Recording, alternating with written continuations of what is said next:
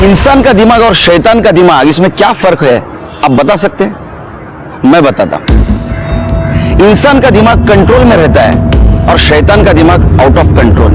जब शैतान का छोटा दिमाग घिनौनी बातें सोचता है तो वो आने वाले गुनाह की दस्तक होती, और जब इंसान का दिमाग सोचना बंद करता है तो वो आने वाली गुनाह की दस्तक को नजरअंदाज करता है। नमस्कार, मैं सीनियर इंस्पेक्टर सुनील केलकर आप सबका स्वागत करता हूं क्राइम पेट्रोल दस्तक के इस भाग में। थाना जिला में काशीमेरा पुलिस स्टेशन में मेरी पोस्टिंग थी और उस वक्त एक अजीबोगरीब केस हमारे सामने आया और इस केस में 2 स्टेट की पुलिस इन्वॉल्व थी।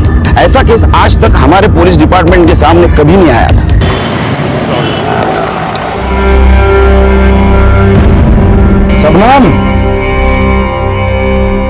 सबनम डब्बा दे दो, हमको लेट हो रहा है।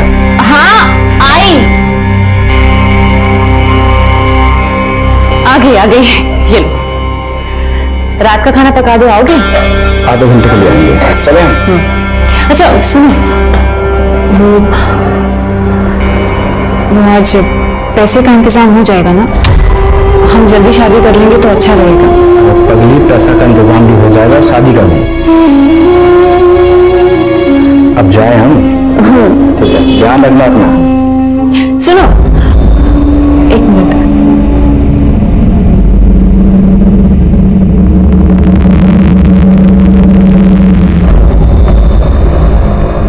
ताला।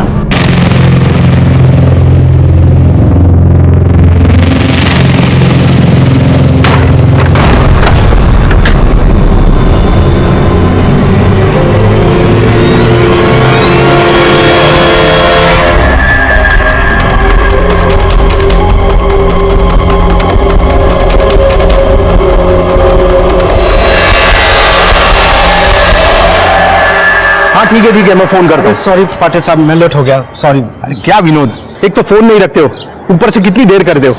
ठीक है, अब आया है ना, तो एक काम कर, छत पर जाकर पानी बंद कर, नहीं तो सेक्रेटरी साहब चिल्लाएंगे।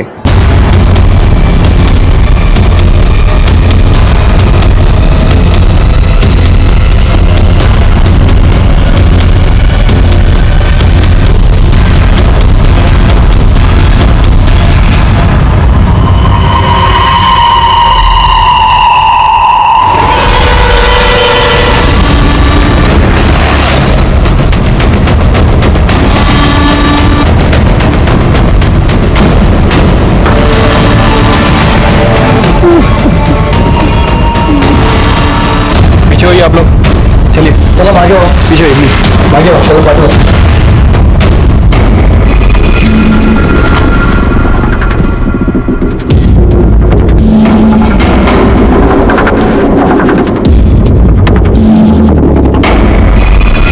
छिड़के, शायद ये ऊपर से नीचे आ रहा था तब किसी ने इसकी पैर खींची, इसलिए चप्पल यहाँ गिरी है। बाद में इसको यहाँ लाया तो इसका यहाँ सर पटका, इसलिए यहाँ खून दिख रहा है। कर दे बॉडी और बगा क्या आएगा। हो सर। ये कौन? सर इसका होने वाला ससुर है, इसकी शादी होने वाली थी इनकी बेटी से। अच्छा, विक्टिम के बारे में सोसाइटी में पूछताछ की?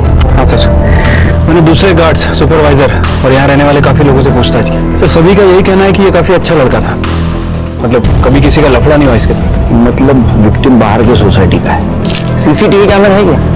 नहीं सर, टेरिस पे तो नहीं है। इंटरेस्ट पे रहेगा ना साहब, सीसीटीवी 1 महीने से खराब है। सुपरवाइजर सर, नमस्कार सर। सिक्युरिटी सुपरवायझर आहे तुम्ही, सीसीटीवी बंद कसा ठेवता? हाँ शिर्के, ये विनोद कुमार कहाँ रहता था? सर ये आधार कार्ड मिला, Vinod S Kumar, Bhagat Singh colony, Naigaon east.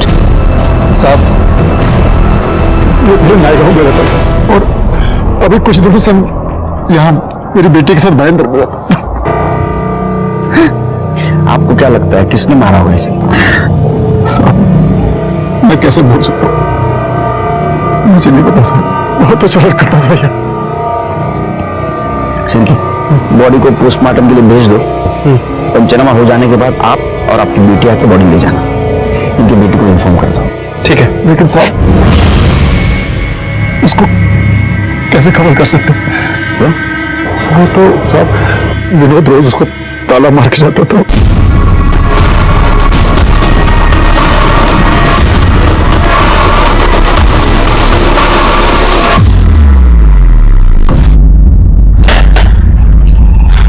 आपका कहना है कि आपकी बेटी अंदर है?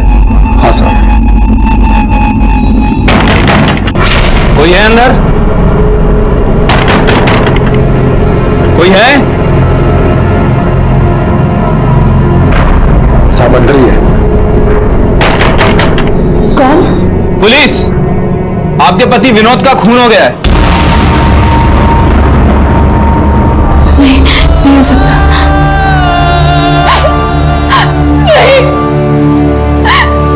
ऐसे नहीं हो सकता।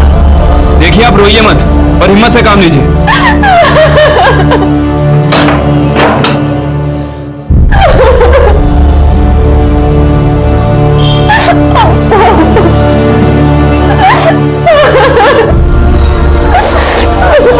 अब दोनों के अलावा विनोद का और भी कोई रिश्तेदार है?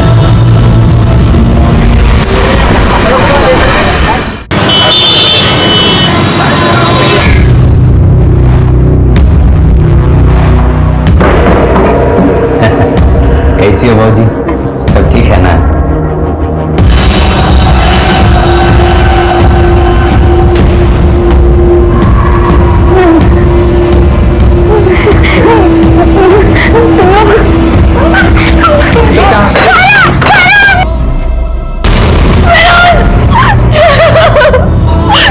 तुम मुझे अकेला छोड़ के नहीं जा सकते विनोद।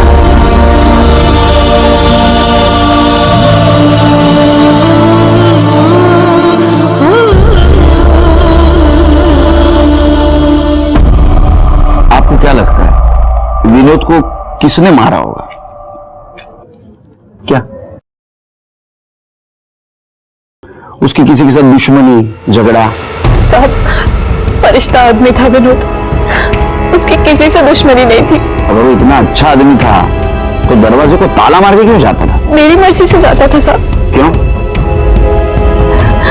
साहब, वो मैं पहले बार डांसर थी, तो कोई भी मनचला मेरे दरवाजे पे आ जाता था, जबरदस्ती अंदर घुस आता था, हंगामा करता था साहब। मैंने विनोद से कहा था कि बाहर से ताला लगा के जाया करे ताकि सबको लगे कि मैं अंदर नहीं हूं। अब बार डांसर थी, लेकिन लेडीज बार तो बंद हो चुके। हाँ? खैर, तो अभी अब बार डांसर का काम नहीं करती? नहीं साहब, 1 महीना हो गया। विनोद की कसम खाई थी कि बार की शक्ल तक नहीं देखूंगी।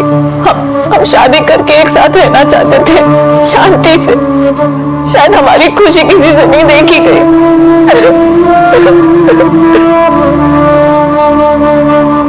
शांत हो जाइए।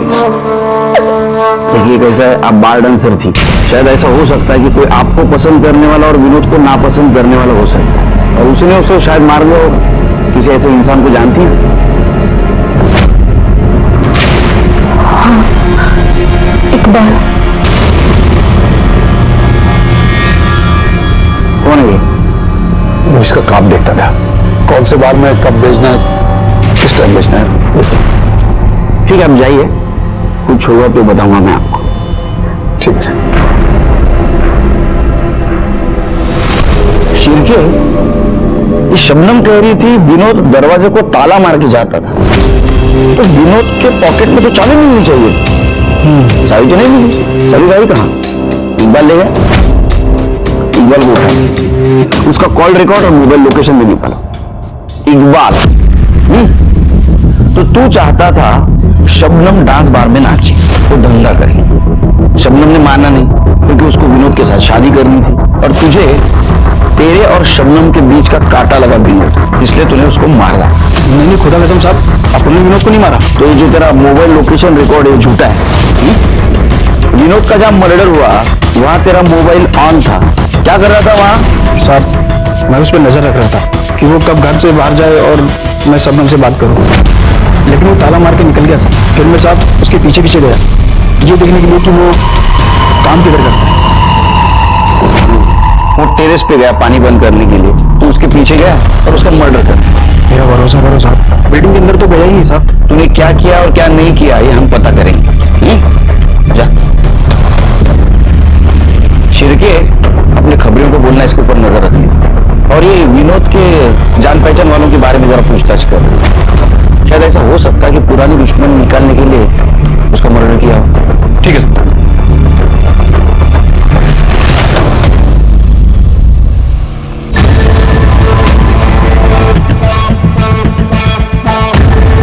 शंकर मांझी,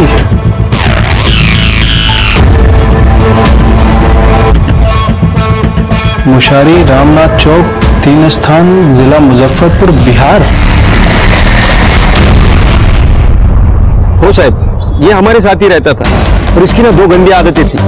एक तो आज के टाइम में वो फोन यूज नहीं करता था और दूसरा हर किसी को अपना नाम और गांव गलत बताता था। मुझे तो यही नाम पता है साहब, अनिल कुमार, बाराबंकी में रहता था। हाँ साहब, इसका नाम संजय कुमार है और ये इलाहाबाद का रहने वाला है। साहब, मैंने कभी भी विनोद से उसके घर वालों या उसके गांव के बारे में नहीं पूछा। कुछ तो होगा आपके पास विनोद के घर वालों का, कोई माँ बाप की फोटो, कोई लेटर, कोई कुरियर, कुछ भी। पता नहीं साहब, लेकिन हाँ, उसकी एक पेटी है मेरे पास जिसमें वो अपना सारा सामान रखता था। मैं वो आपको देती हूँ। भैया, हम आपकी इकलौती बहन हैं, हमें कुछ तो नया दिखाइए। आज तुम्हारे पति के कारण तुम्हारा और हमारा बाप जेल में है। तुम हमारी आंखों के सामने रहोगी ना तो हम सच बता रहे हैं, हमारे हाथों से तुम्हारा खून हो जाएगा। आखिर तुम हो तो शंकर माझी की बीवी और ये बेटी भी तो उसी की है। चलो भैया, हमारी बात सुनिए ना, हम कहाँ जाएंगे भैया? भैया, हम कहाँ जाएंगे भैया? भैया,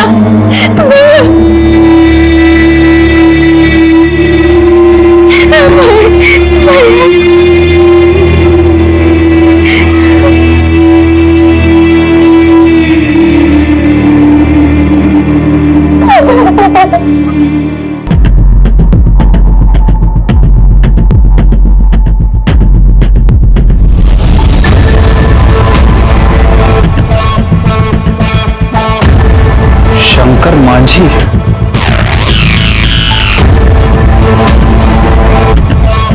मुशारी रामनाथ चौक 3 स्थान, जिला मुजफ्फरपुर, बिहार। कमाल है शिरके, आधार कार्ड और फोटो एक आदमी का, नाम और एड्रेस 2। पता नहीं सर, विनोद ने अपने गलत नाम और गलत पते कितने लोगों को बता रखे। लेकिन ऐसा तो भागे हुए क्रिमिनल्स करते हैं। सर, हो सकता है कि विनोद भी बिहार का क्रिमिनल हो और यहाँ मुंबई में छुपा हो और अपनी क्रिमिनल एक्टिविटी छुपाने के लिए लोगों को गलत नाम और गलत पते बता रहा हो। होने को तो कुछ भी हो सकता है। सर, फिर ये भी चांसेस है कि इसके दुश्मनों को विनोद के बारे में पता चल गया हो और उनमें से किसी ने विनोद का मर्डर कर दिया। बिहार पुलिस को कांटेक्ट करो, अभी ये डाउट वही क्लियर कर सकते हैं। और देखते हैं इसका वहां कोई अपना है या नहीं।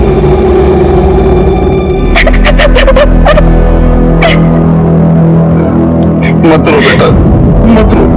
जिसका पति मर जाता है ना बाबूजी, उसके जीवन में सिर्फ रोना ही लिखा रहता है। समझ लो कि हम दोनों का कर्म फूटा। हम भी तो बिना किसी बात के जेल काट रहे हैं। तुम विश्वास नहीं करोगे बाबूजी, अब हम उस घर में नहीं रह सकते। देखो, तुमको वहीं रहना होगा। शंकरवा मरने को मर गया, पर तुम्हारा और हमारा जीवन खराब कर दिया उसने।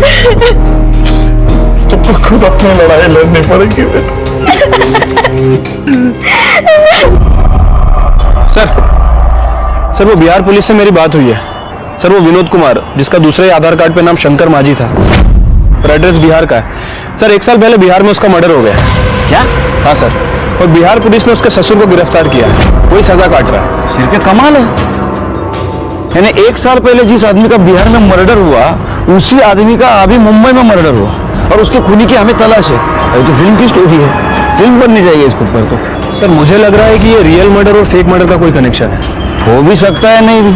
वैसे सर, एक पॉसिबिलिटी और है।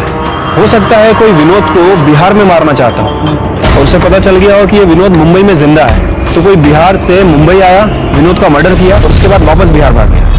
लेकिन ये सब तो हमें बिहार जाके इन्वेस्टिगेट करने पर पता चलेगा। तुम्हें बिहारी आती है? ज्यादा नहीं सर, बस थोड़ी बहुत आती है। और सर, यहाँ की इन्वेस्टिगेशन? शिरके, यहाँ तो विनोद उर्फ शंकर माची के मर्डर का कोई स्ट्रांग मोटिव ही नहीं मिल रहा है। फिर भी अपने खबरियों को काम पे लगा दो। ठीक है सर, चलो। विनोद कुमार मर्डर केस में एक अजीब सा ट्विस्ट आ गया। विनोद कुमार मुंबई में आने से पहले यहां से 2000 किलोमीटर दूर मुजफ्फरपुर में शंकर मांझी के नाम से जिंदगी जी रहा था। वहां उसका मर्डर हो गया, लेकिन वो जिंदा था। किसी ने उसके मरने की साजिश की थी, लेकिन ये बात शंकर मांझी ने छिपाई कि वो जिंदा है और वो मुंबई में है। लेकिन किस्मत देखिए, यहां मुंबई में शंकर मांझी का असल में मर्डर हो गया।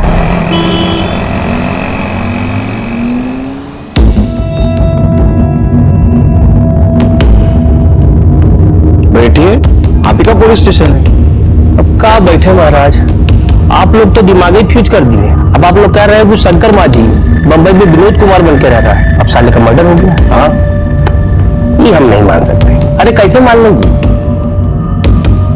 ये देखिए, विनोद कुमार के ब्लड डिटेल्स, डीएनए रिपोर्ट खुद चेक कर लीजिए। बलिराम बाबू जी, चेक किया जाए, हमको तो ट्रू लग रहा है। सर, हम लोगों के पास तो बहुत सारे सर्कमस्टांशियल एविडेंस है, जिसमें कि कोई भी ये कैलकुलेट करके पता लगा लेगा कि शंकर मांझी का खून हुआ था। क्या हुआ, आप लोग को भरोसा नहीं हो रहा है? तो चलिए क्राइम सीन पे, हम क्लियर करके दिखाते हैं आपको सब। चलो आइए सर। आइए, तो अब हम आपको क्राइम सीन का चलचित्र दिखाते हैं। बलिराम, तुम उधर जाओ। तो हुआ ये कि शंकर मांझी जो है वो उधर से आ रहा था, और उसका जो ससुर है दशरथ, वो इस पेड़ के पीछे छुप के उसका बाट जो रहा था। ऐसे क्या कर रहा था? अब उसका इंतजार कर रहा है। अच्छा, तो बलिराम आओ। अरे बलिराम, तुम शंकर मांझी हो, हम दशरथ हैं, जब हम बुलाएं तो आ जाना। ठीक है साहब। आओ। अब तो यहाँ खड़े होकर उसका बाट जो रहा था, तो आओ बलिराम। अब तो जैसे ही आया कि दशरथ एकदम उसके सामने खड़ा हो गया, ऐसे दोनों के बीच में झपटम झपटाई हुई, और जो घड़िया है उसकी तो टूट के नीचे गिर गया। अरे रुकिए रुकिए, बीवी ने शादी की सालगिरह पे गिफ्ट दिया था, आप तोड़ रहे हैं इसको। लाइए मैं खोल के देता हूँ आपको। ठीक है, ठीक है। लीजिए। तो ये जो घड़ी है यहाँ गिर गया था, और फिर क्या किया, जो दशरथ है वो चाकू निकाल के शंकर मांझी के पेट पे अच्छा, और फिर उसको खींचा। क्या बोल रहा, बहुत मोटा गए हो यार, अभी बहुत भारी हमसे खींच नहीं रहे। तो मान लीजिए कि लाश को दशरथ जो है खींचते हुए लेके जा रहा है, ऐसे खींच के लेके आ रहा है। आइए आइए आप लोग। हाँ, तो ऐसे खींचते खींचते खींचते खींचते इधर से खींचते खींचते यहाँ लाके छोड़ दिया। हाँ, और फिर जो दशरथ है वो देखा कि उसके कुर्ते में खून लगा है। अब गांव वालों को शक न हो जाए तो क्या किया, कुर्ता खोल के उसी पेड़ के पास हमको कुर्ता मिला था, और उसका जो चप्पल का निशान है वो यहाँ से लेकर वहां तक हम लोग को बरामद किए थे ना। जी सर। और फिर उसका मोबाइल लोकेशन निकाल के हमको पता चला कि जो दशरथ है वो यहाँ पे था, वही मारा है इसको। सर, कोरट में शंकर का खून, उसकी घड़ी, दशरथ का कुर्ता, मोबाइल लोकेशन की डिटेल, चप्पल का जमीन में निशान, ये सब सर्कमस्टांशियल एविडेंस बनाकर हमने पेश कर दिया। तो आपको दशरथ के चप्पल के निशान मिले, लेकिन शंकर के नहीं मिले। हाँ, वो चप्पल नहीं पहना होगा ना। वो वेपन? अरे वो वेपन तो कहीं गाड़ दिया होगा, देख तो रहे सब खेत खलिहान का है। बॉडी भी गाड़ दी होगी। नहीं सर, बॉडी गाड़ी नहीं होगी, वो जंगली जानवर ले जाके खा गए होंगे। यहाँ चीता सियार बहुत रहते हैं ना। तो हम लोगों को जल्दी निकलना चाहिए, तो हमें भी खा लेंगे। अच्छा, एक काम कीजिए सर, आप दशरथ को छोड़ने की तैयारी कीजिए, क्योंकि वो बेकसूर है। अरे क्या बात कर रहे हैं महाराज, हम लोग इतना मशक्कत से केस को सॉल्व किए हैं, इतना बाई लूटे हैं, और आप सब मट्टी पलीत कर रहे हैं। हमें सिर्फ इतना पता करना है कि शंकर मांझी उर्फ विनोद कुमार का मुंबई में मर्डर किसने और क्यों किया, और 1 साल पहले यह मर्डर की जो साजिश रची गई थी वो किसने रची थी, और फेक मर्डर और रियल मर्डर में कुछ कनेक्शन है क्या। कृपा करके इतना ही काम कीजिए कि शंकर मांझी उर्फ विनोद कुमार के कनेक्शन में जितने भी लोग हैं उनको थाना बुलवाइए। समझ गए कि नहीं? 1 साल बाद उनकी खबर आई भी तो कैसे, मौत की। हमको पता होता ना साहब कि हमने शंकर बम्बई में, हम मौत के उनके पास चले जाते, और शायद ये सब होता भी नहीं। आपको क्या लगता है शंकर को किसने मारा होगा? उनके दोनों भाई ने, हरिहर और बासुकी। उनके शंकर की मौत के कुछ दिनों बाद ही दोनों ने जायदाद का बंटवारा कर लिया और हमसे भी धोखे से अंगूठा लगवा लिया। अब हमारी और हमारे बच्चे की जिंदगी हराम करके रखी है।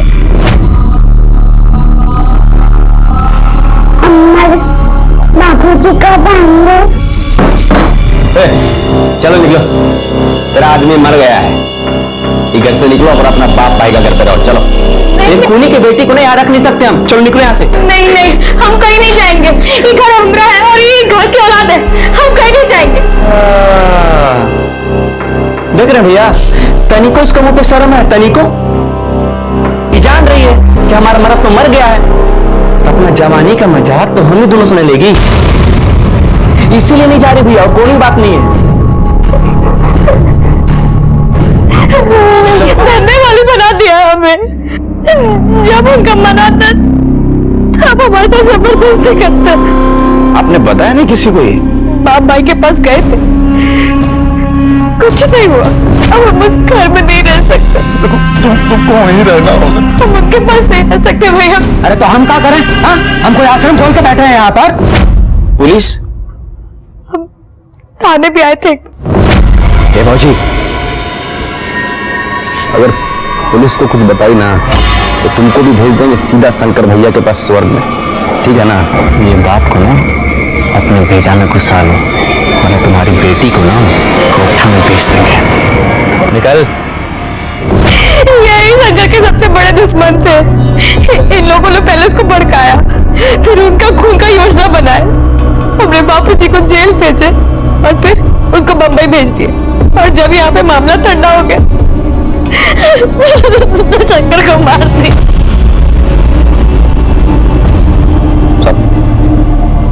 चंपा के बाप दशरथ ने अपने बेटे पप्पू के साथ मिलकर शंकर को मार दिया साहब। हाँ साहब, अब यहाँ मरे या बंबई में मरे, लेकिन सर सच बात यही है कि वो उसे बिल्कुल पसंद नहीं करता था। और एक बात और साहब, वो उसे पूरे गांव के सामने मारने की धमकी दिया था साहब। हम सोच रहे थे साला तुमसे पैसा लेकर व्यापार शुरू करेंगे, तुम साला करोड़ लेकर मर जाओगे, पपुआ को दे दोगे। अगर हमको देने के लिए ना तुम्हारी अंटी से कुछ नहीं निकले। हाँ नहीं निकलेगा, समझ गए ना?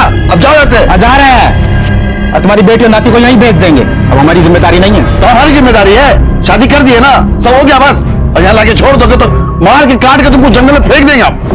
साहब, अब आप कह रहे हैं कि शंकर बंबई विनोद बन कर आया, तो अब हमको भी सही लग रहा है साहब। उसका बाप तो बड़ा चतुराई से जेल चला गया और उसका बेटा पप्पू बंबई आकर हमारे शंकर को मार दिया साहब। तुम दोनों मुंबई क्यों नहीं आते? हाँ, फिल्म राइटर बनने के लिए? अगर दशरथ और उसका बेटा पप्पू उसने तुम्हारे भाई को मारा है तो ये क्या है? देखो, भाई के मरते ही तुमने जमीन का बंटवारा क्यों किया? क्योंकि साहब पप्पू की नजर शंकर के हिस्से की जमीन पे थी। वो चंपा को पटाकर जमीन हड़पना चाहता था साहब। हाँ साहब, हमारे गांव का नियम है साहब कि कोई एक भाई मर जाता है तो जमीन जायदाद बाकी के भाइयों में बांट दिया था साहब। अच्छा, तो भाई के मरने के बाद उसके बीवी पे रेप करने का भी नियम है क्या तुम्हारे गांव का? हाँ? ये सब झूठ है साहब, ये सब झूठ है। हाँ साहब, अब चंपा के पास तो कुछ बचा नहीं है ना साहब, तो हम दोनों को फंसाने के लिए ना तिरिया चरित्र दिखा रही है साहब। क्या तिरिया क्या? तिरिया चरित्र मतलब चरित्र ही। हाँ साहब। अरे हमको आपके चरण छूने दीजिए। आप लोग देवता बन के आए हो हमारे लिए। हम बहुत बोले सबको सर कि हम शंकरवा को नहीं मारे, कोई हमारी बात पे विश्वास ही नहीं कर रहा था सर। लेकिन तुम्हारी चप्पल, कुर्ता और मोबाइल एविडेंस के तौर पे कैसे मिले? हमको नहीं पता साहब क्यों वो सब वहां कैसे पहुंचा। हम रोज दोपहर में साहब 2 बजे से 5 बजे तक सोते हैं साहब। उस दिन भी हम सो रहे थे। क्या ऐसा भी नहीं, ये सब मास्टर प्लानिंग आपका ही झूठी साजिश? और तुम जेल आ गए, शंकर को मुंबई में भगा दिया, वहां किसी से उसको मरवा दिया ताकि किसी को तुम पे शक न हो और तुम निर्दोष साबित हो। कैसी बात कर रहे हैं साहब? हमको देख के आपको ऐसा लगता है कि इस बुढ़ापे में हम ऐसा कुछ सोच सकते हैं? तो पप्पू जैसा जवान लड़का है तो कुछ भी सोच सकते हैं। उसको सुनाओ मत कीजिए सर, वो मर गया हमारे लिए। जब से हम जेल में आए हैं तो हमारा काम धंधा सब हथिया लिया है। चाहता तो कोई वकील करके हमको छुड़ा सकते थे। इसका मतलब पप्पू को फायदा है तुम्हारे जेल में रहने से। फायदा मतलब दोनों हाथ घे में है। क्या ऐसा तो नहीं आपको पप्पू ने फंसाया, शंकर को मुंबई के रास्ते से हट जाए? पप्पू कुछ भी कर सकता साहब, कुछ भी कर सकता। साहब बाबूजी तो हमारे सठिया गए, जेल में रह के उनका दिमाग फिर गया। साहब शंकरवा की क्या औकात थी? अरे कुत्ता था हमारा, और कुत्ते को पाल कर रखते हैं साहब, मारते थोड़ी ना है। साहब एक बात तो क्लियर हो गई है, शंकरवा को हमारे बाबूजी ने नहीं मारा है। अब हम बताते हैं कि शंकरवा को किसने मारा। शंकरवा को मारा है उसके दोस्त शिवू ने। शिवू ने उसको ताड़ी पिला पिलाकर बर्बाद किया है। बोले पप्पू भाई शुरू करो। अरे ये सब हम नहीं पीते हैं। चखना तो खा सकते हो। ये समझो हम काहे बुलाए हैं, शंकर के दहेज का जितना पैसा है सब हमको दीजिएगा। काहे? अरे तो नई कंपनी में बढ़िया स्कीम आया है, 2 साल में पैसा 2 गुना। नहीं नहीं, शंकरवा जब तक हमको नहीं बोलेगा हमको ना पैसा नहीं देना। सिंबा से बढ़कर कुछ नहीं है। दे दो, ये बात दे दो, अरे दे दो, दे दे। हाँ दे दो। सचित ये बात हुई ना, देखना बाप। और साहब उसके बाद वो कंपनी बंद हो गई और शंकरवा का सारा पैसा डूब गया। अरे 5 लाख कहाँ से चुकता करेगा साहब? पहले उसने यहाँ पर नाटक किया, फिर हमारे बाबूजी को फंसाया। हम तो कहते हैं साहब उस शिवू कंपाउंडर ने ही जो है शंकरवा को बंबई में मारा होगा। साहब हमने शंकर को नहीं मारा, जिगरी दोस्त था हमारा वो। और साहब हम पैसा उसका हम आज नहीं तो कल लौटा ही देते। और साहब काहे मारेंगे हम शंकर को? वो तो पैसे के लिए हमसे कभी तगादा भी नहीं किया, उसने पैसे हमसे कभी मांगा भी नहीं साहब। तुम कंपाउंडर हो ना, तुम्हें खून निकालना तो आता होगा? बिल्कुल आता है साहब। हाँ, तो ये शंकर का मर्डर का जो नाटक है ये तुम ही नहीं किया, बराबर है ना? नहीं साहब, तो क्या कह रहे हैं आप? झूठ मत बोलो, शंकर को तुम नहीं मारा, तुमने शंकर का खून निकाला। तुम्हें पता था दशरथ ने शंकर को मारने की धमकी दी है, मार के काट के तुमको जंगल में फेंक देंगे आप, और तुम दशरथ को फंसाना चाहते थे, बराबर? बिल्कुल नहीं साहब, बिल्कुल गलत है। झूठ बोलो तुम्हें पता था दशरथ दोपहर में सोता है, तुम दोपहर में दशरथ के घर पे गए, उसकी चप्पल, कुर्ता और मोबाइल चुराया। तुमने पहले से ही शंकर की घड़ी चुराई थी और उस घड़ी के ऊपर और दशरथ के कुर्ते के ऊपर शंकर का खून लगाया। दशरथ के घर वापस गए और उसकी चप्पल और उसका मोबाइल वहां रख के आ गए। साहब इतना दिमाग होता तो इस एरिया के एमएलए होते। झूठ बोल रहे हो तुम फिर से। तुमने शंकर को मुंबई भेजा, शंकर को मारा, फिर से तुम गांव गए ताकि तुम्हारे ऊपर किसी का शक न हो। हम आज तक पटना नहीं गए साहब, बंबई कहाँ जाएंगे साहब? यकीन कीजिए हमारा, हम शंकर का खून काहे करेंगे? भगवान कसम कह रहे हैं साहब, हमने शंकर को नहीं मारा है, विश्वास कीजिए। शिरके, हाँ सर। यहाँ के शक्कर में बहुत मिठास है, 3 चम्मच में चाय एकदम मीठी हो जाती है, चौथी की जरूरत ही नहीं। वाह, फर्स्ट क्लास। अच्छा, विनोद कुमार मर्डर केस में अपने खबरियों से कुछ खबर? कुछ नहीं सर, ये विनोद के केस में कुछ हाथ ही नहीं लग रहा। वैसे जिस सोसाइटी में उसका मर्डर हुआ था, मैंने वहां के सुपरवाइजर, सिक्योरिटी गार्ड और बाकी के लोगों से भी पूछताछ की है सर। उनकी बातें सुनकर सब क्लियर ही लग रहा है।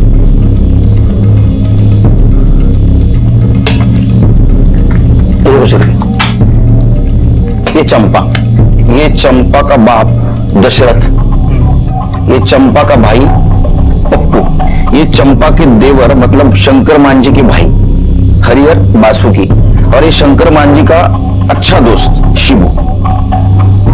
सर अगर चंपा को छोड़ दें तो मोटिव इन सबके पास लगता है। हो सकता है इनमें से किसी एक ने विनोद को मारा हो या फिर किसी के थ्रू मरवाया हो। शिरके, अभी हम लोगों को 3 ड्यूटी को अंजाम देना है। 1 नंबर ड्यूटी, शंकर मांझी को मुंबई में किसने मारा। ड्यूटी नंबर 2, शंकर मांझी के मर्डर की साजिश या बिहार में किसने की और उसका ससुर दशरथ उसको किसने फंसाया, और ये चीज शंकर मांझी ने सबसे क्यों छुपाई। और ड्यूटी नंबर 3, अगर ये दोनों बासुकी और हरिहर चंपा से जबरदस्ती करते थे या करते हैं तो इनको रंगे हाथ पकड़ना। सर इस काम में तो हमें बिहार पुलिस की मदद लेनी पड़ेगी। अरे आइए आइए केलकर साहब, ये लीजिए बिहार का वर्ल्ड फेमस स्वीट, खास आपके लिए मंगवाए हैं। लीजिए, लो सिर। बहुत मीठा है। क्या है ना सर, बिहार है, सब तीखा होता है और मीठा आपको ज्यादा पसंद है, इसलिए आपके लिए मंगवाया है। सर सब मिलके साथ चलेंगे तो सब मीठा होता है ना। हाँ, इसलिए तो हम यहाँ आए। हमें हरिहर और बासुकी को अरेस्ट करना है। काहे? अरे आपके सामने तो चंपा ने कहा। जब उनका मना था तब हमारे साथ जबरदस्ती करते। अरे क्या सर, एक औरत ने आपके सामने 2 टेसू क्या बढ़ा दिए, आपने विश्वास कर लिया। और आप लोग तो खुद ही बहुत समझदार है। आपको बिहार पुलिस से क्या जरूरत है? प्रूफ के साथ जाइए और पकड़ लीजिए, हमारा फुल सपोर्ट रहेगा आपको। आपसे यही उम्मीद थी। सर काम हो गया है। एक लड़के को खबरी की ट्रेनिंग दे दी है, वो हरिहर और बासुकी इन दोनों के ऊपर नजर रखे हुए हैं। अगर ये दोनों चंपा के घर में कोई गड़बड़ करते हैं तो हमें तुरंत इन्फॉर्म करेगा। गुड। मेरे दिमाग में एक आइडिया है शेर के। अपने पास जितने भी सस्पेक्ट्स है उनमें से कोई ना कोई तो मुंबई गया होगा शंकर मांझी उर्फ विनोद कुमार का मर्डर करने के लिए। मुजफ्फरपुर से मुंबई जाने वाली जितने भी ट्रेनें हैं उसके टिकट रिकॉर्ड निकालो और सीसीटीवी फुटेज भी देखो स्टेशन का। और एक काम करो, जितने भी सस्पेक्ट्स है ना उनके कॉल रिकॉर्ड और लोकेशन निकालो। किसी ने तो यहां से कॉल करके वहां मुंबई में किलर को सुपारी दी हुई विनोद कुमार का मर्डर कर।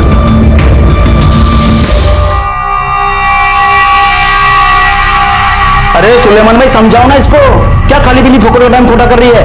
अरे एक दिन ये जवानी ढल जाएगी ना, कोई पूछने का भी नहीं इसको। बहुत हो गया, एक बार निकल जाओ यहाँ से और दोबारा यहाँ आए ना तो पुलिस को कंप्लेंट कर दूंगी। एक मिनट बस।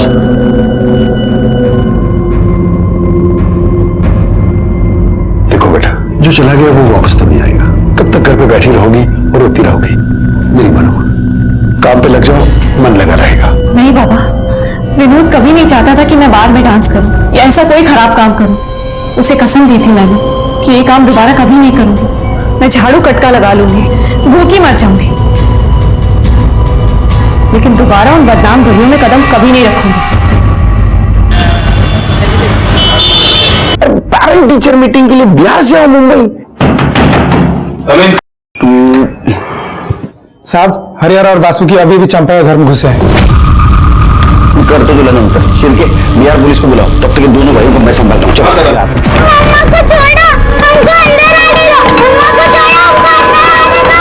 हम लोग को छोड़ो, दरवाजा खोलो, हमको अंदर आने दो। मम्मा को छोड़ो, हम अंदर आने। हम सब ठीक कर देंगे। हाँ, तुम्हारे अम्मा को बाहर बुलाइए।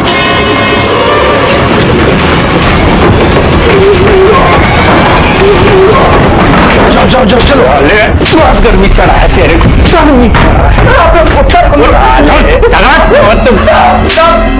लेके जाओ इनको अंदर।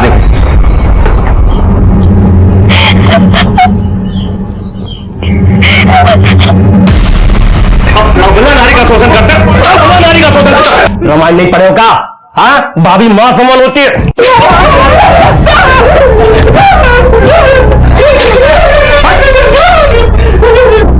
हेलो, हाँ ठीक है, वेरी गुड, ओके। सर इन दोनों के ट्रेन टिकट्स और फोन लोकेशन की डिटेल्स आ गई हैं। तो जिस दिन मुंबई में विनोद का मर्डर हुआ उसके 6 दिन पहले ये दोनों मुंबई में थे और उनके फोन की लोकेशन से प्रूफ होता है। तुम दोनों झूठ बोल रहे थे। अब बताओ शंकर मांझी और विनोद कुमार को मुंबई में कैसे मारा? अम्मा कसम साहब, हमने नहीं मारा साहब। तो मुंबई किस लिए गए थे?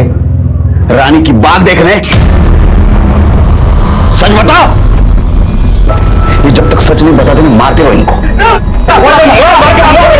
सच बताते साहब, सब सच बताते साहब। ये सच है कि हम लोग शंकर भैया को मारने गए थे बम्बई साहब। तो बहुत खुशी हुई भैया कि तुम जिंदा हो, और जो तुम पैसा बोले थे ना वो हम सब लेके आए, बैग में है होटल में। नहीं अच्छा है, गांव में बड़ा परेशानी है। नहीं रहो, शादी करो, गांव में हम सब संभाल लेंगे। सही कह रहे हो हरिहर भैया, कल हम लोग सुबह वाली ट्रेन से जा भी रहे हैं। सुबह जा रहे हो? यहाँ पास में माता का मंदिर है, शाम को दर्शन करते हैं। शाम को शंकर भैया हमें माता के मंदिर में ले गए थे। मंदिर बहुत फेमस है, जो भी मुराद मांगोगे पूरी हो जाएगी। जय हो चंडिका देवी। क्या करो? हम लोग शंकर भैया को बहुत खोजे पर वो नहीं मिले साहब, इसलिए हम लोग वापस चले गए। शंकर भैया को हम लोग नहीं मारे हैं साहब, ये सच बात है साहब। वो हम पता कर लेंगे। फिलहाल अपनी भाभी चंपा के शोषण और बलात्कार के जुर्म में तुम्हें पुलिस कस्टडी मिलती है। कल इनको मैजिस्ट्रेट के सामने पेश करो।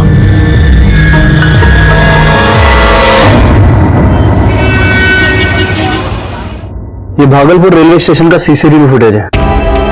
तो दोनों भाई सच कह रहे थे सर। जिस दिन विनोद का मर्डर हुआ मुंबई में, वो एक दिन पहले ही वापस आ गए थे। मतलब शंकर मांझी उर्फ विनोद कुमार का मर्डर इन दोनों ने नहीं किया। शंकर मांझी ने खुद का मर्डर कैसा प्लान किया, ये हमारे सामने पहली थी और उसे हमें सॉल्व करना था। हमारे प्रॉब्लम बढ़े जा रहे थे। मुंबई हेडक्वार्टर से हमें फोन आ रहा था वापस आ जाओ, और ऐसे में और एक प्रॉब्लम आया। मेरा पीएसआई शिरके, इसको बाहर का खाना खाने की वजह से बदहजमी हो गई। आप लोग मुंबई पुलिस से है ना? शंकर मांझी ने हमारे यहाँ 2-3 दिन काम किया था, फिर अचानक उसके मर्डर की खबर मिली। 2-3 दिन क्या काम किया शंकर मांझी ने? कुछ नहीं साहब, वो ब्लड डोनेट करवा दिया था। जो ब्लड डोनेट करने आते थे, खून निकालने में वो उनकी मदद करता था।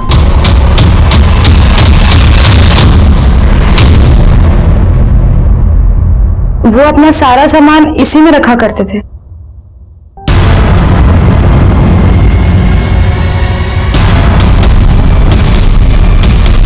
सर,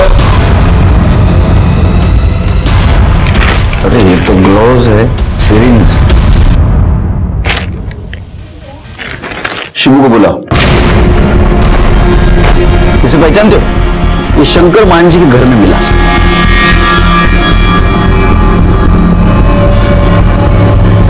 हाँ साहब, ये हमारे क्लिनिक का है। अब शंकर ही सब प्रैक्टिस करने के लिए हमसे मंगवाया था। 100%? 100% साहब, सही बोल रहे हो? भगवान कसम। गुड। चल।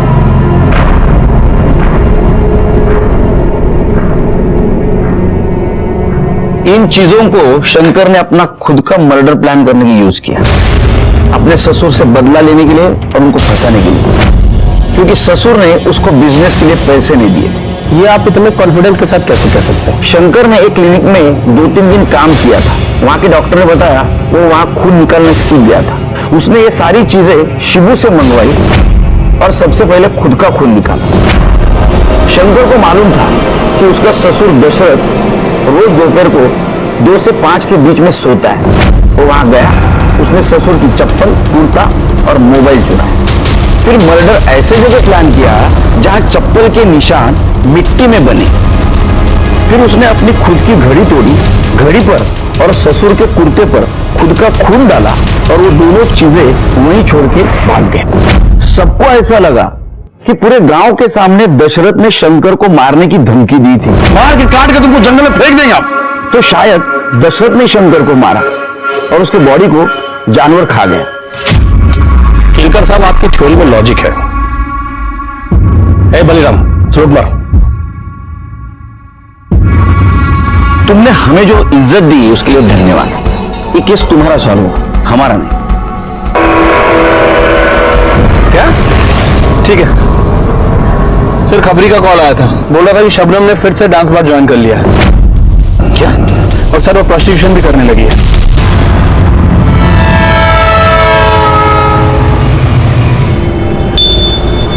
मेरे समझ में नहीं आ रहा है फिर से क्यों कर रही हो तुम ये सब डांस बार, प्रोस्टिट्यूशन। हाँ, तुमने तो कहा था विनोद से बहुत प्यार है तुम्हें, तो ऐसे तो नहीं उसका इस्तेमाल कर लिया, उससे पैसे लिए मार दिया। खुदा कसम साहब, मैं चलती ट्रेन के सामने कूद जाऊंगी, लेकिन विनोद के साथ कभी बुरा नहीं कर सकती। जब उसकी मौत की खबर आई तब आजान होने वाली थी। मैं नमाज पढ़ने ही जा रही थी, लेकिन वो दिन है और आज का दिन है, मैंने नमाज नहीं पढ़ी। साहब, मुझे यकीन ही नहीं हुआ कि मेरा खुदा मेरी फरिश्ते को मुझसे कैसे छीन सकता है। 1 मिनट, तुमने कहा अजान के वक्त तुम्हें खबर है, जी सर। मतलब दोपहर 1:05 1:10 के बीच में हमें खबर 2 बजे मिली, मर्डर 1 बजे हुआ। हमसे पहले तुम्हें कैसे खबर मिली? अब्बू को जैसे ही पता लगा विनोद की मौत के बारे में, उन्होंने फौरन मुझे बता दिया। शबनम, दरवाजा खोलो शबनम। क्या हुआ अब्बू? गजब हो गया, विनोद का खून हो गया। ये क्या बेहूदी बात कर रहे हैं आप अब्बू? खुदा के खौफ से डरिए। नहीं, मेरा यकीन करो शबनम, मेरा यकीन करो, मैं झूठ नहीं बोल रहा हूं। मैं उसके यहां से चाबी लेकर आया हूं। ये आपकी कोई चाल है ना अब्बू?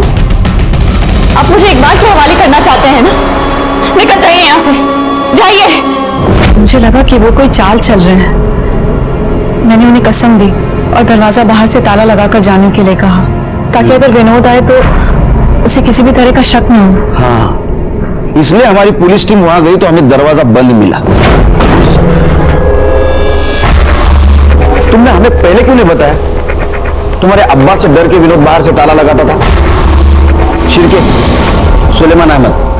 मैंने कुछ नहीं कहा। नाटक बंद कर, बस हो गया तेरा नाटक। सच सच बता। मैंने कुछ नहीं कहा साहब। तेरा मोबाइल लोकेशन बोल रहा है तू उस दिन मर्डर के दिन बिल्डिंग में ही था, और शबनम ने बताया है 1:05 तू घर गया था उसको मर्डर की बात बताने। मर्डर तूने किया, घर पे गया, फिर पुलिस आई, तू वापस आया, तू सब नाटक कर रहा था। सच सच बता रहे तो दूंगा एक रख के। बता दो साहब, बता दो साहब। मैं नहीं चाहता था कि उसका निकाह शबनम से हो। इस 2 करोड़ के सिक्योरिटी गार्ड की क्या औकात है? मैंने इकबाल से बोला था कि विनोद से 2 लाख रुपए का डिमांड कर। मैंने सोचा कि मुझे पैसे देगा, मैं पूरे पैसे लेकर और शबनम को लेकर निकल जाऊंगा। लेकिन ना ही साहब वो पैसे दे पा रहा था और ना ही शबनम काम कर पा रही थी।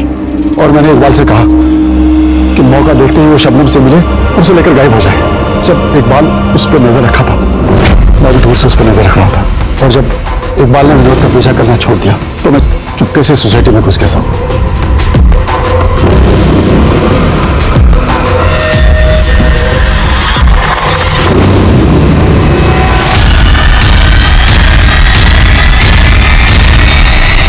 तू जैसा बुरा बाप तो आज तक नहीं देखा। शर्म नहीं आई तुझे सुलेमान? अपने बेटी से सब करवाते हो, उसे डांस बार में नचवाया, जब इस दलदल से वो निकलना चाहती थी तो उसके सपनों का मर्डर कर दिया। सुलेमान अहमद को शंकर मांझी उर्फ विनोद कुमार के कत्ल के जुर्म में सजा हो गई। कहते हैं ना, बुरे काम का नतीजा बुरा ही होता है। शंकर मांझी को बिजनेस के लिए पैसों की जरूरत थी और उसे गांव में कोई पैसा नहीं दे रहा था, इसीलिए उसके दिमाग में खुद के मर्डर का प्लान आया। वो अपनी वाइफ और बच्ची से अलग हो गया और यहीं से शुरू होगी गुनाहों के दस्तकों की दास्तान, जो उसके मौत पे आके रुक गई। देखते हैं हमारे आज के एपिसोड की दूसरी कहानी।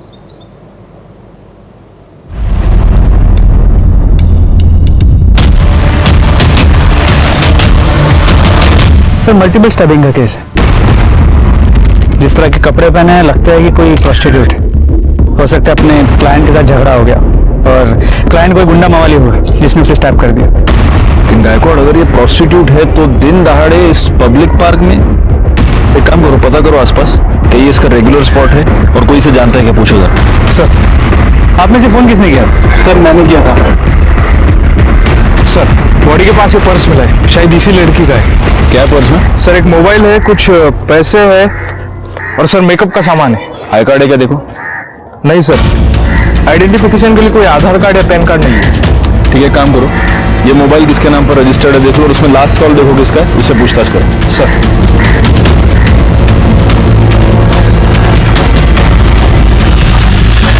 सर कुछ नहीं मिला। यहाँ तो इसे कोई भी नहीं जानता और आसपास कहीं मर्डर वेपन नहीं मिले। ठीक है, पंचनामा करो और बॉडी को पोस्टमार्टम कर दीजिए।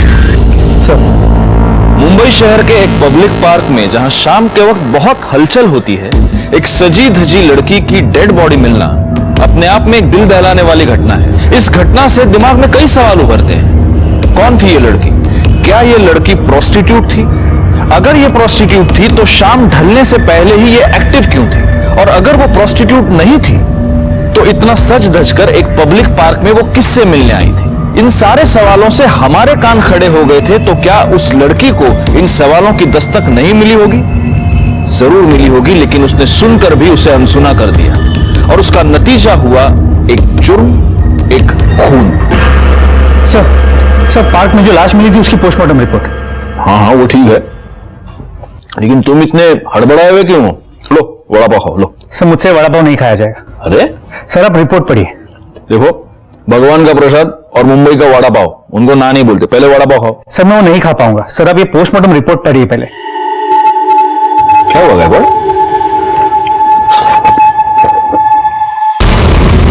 क्या हमारा डॉक्टर पागल हो गया क्या, या नींद में बनाई है रिपोर्ट उसने? सर मैंने डॉक्टर से रिकन्फर्म किया, ये रिपोर्ट सही है।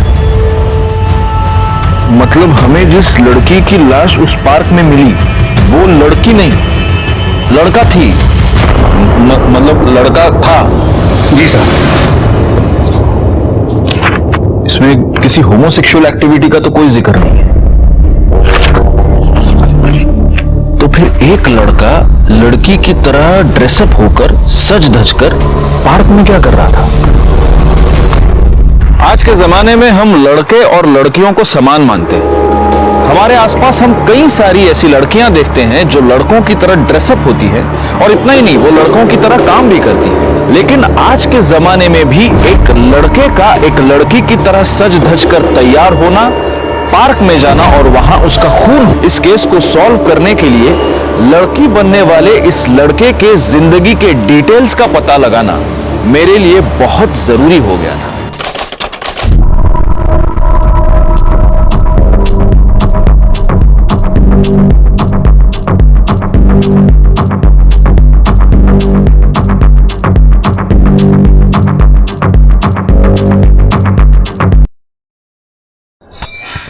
बहुत थक गई आज के लिए, बस हो गया। एक बात बता, तू तो सिर्फ 2-4 तरह के स्टेप्स करती है।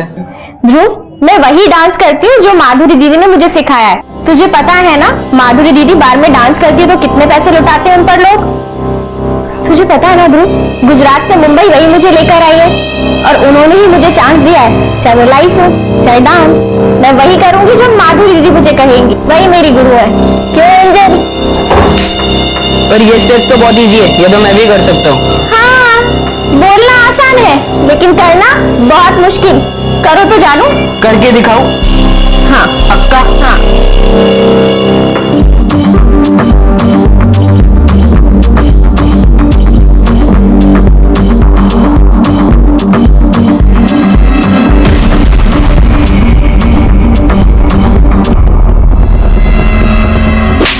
हांड बना फिर है, तुझे यहाँ काम करने के लिए रखा गया, गुलछरे उड़ाने के लिए, समझा ना? चल एंजल, आप भी चलो। चल।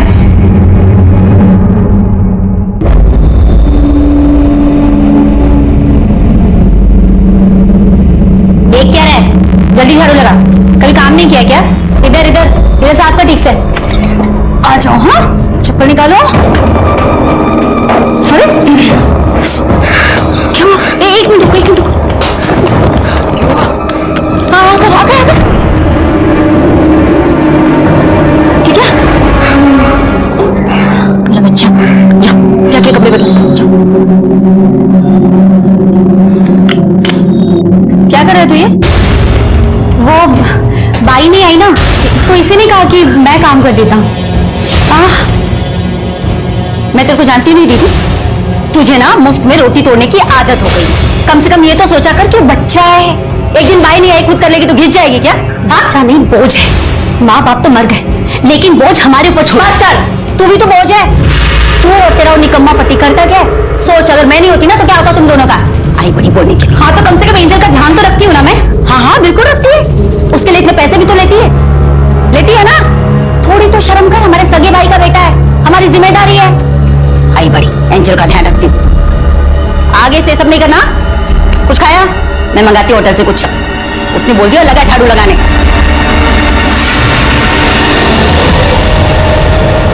माधुरी समझती क्या अपने आप को? 2% की इज्जत तो है नहीं, बाहर डांसर कहेंगी, और तू भी यहाँ चिपकी पड़ी है उसके पास। तो क्या करूं? तुम्हारे माँ बाप भाई भाभी के साथ मगन किचन में रहूं? तो रह यहाँ उस एंजल की नानी बन के, जिसके बाप का तो कुछ आता पता है नहीं। मुझे तो ये माधुरी बिल्कुल पसंद नहीं है। अभी भी खड़ी है जासूस बन के यहाँ पर। सागर यदि बुरी नहीं है, लेकिन जब से ध्रुव आया है ना, तब से बदल गई है। उसे लग रहा है कि मेरे बिना उसका चल जाएगा, लेकिन इस ध्रुव का कुछ करना पड़ेगा। उसे इस घर से निकालना ही पड़ेगा।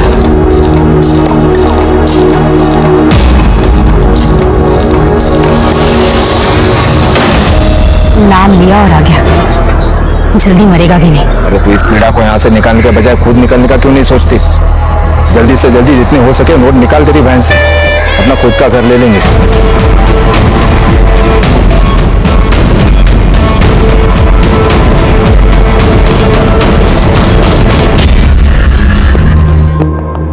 ब्लाउज का नेक डीप रखा है ना, और बैग भी? मैडम आपने जैसा बोला था बिल्कुल वैसा ही बना है। बहुत बढ़िया, थैंक यू।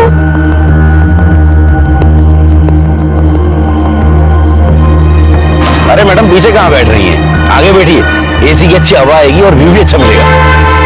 आई आई बैठिए। ठीक है।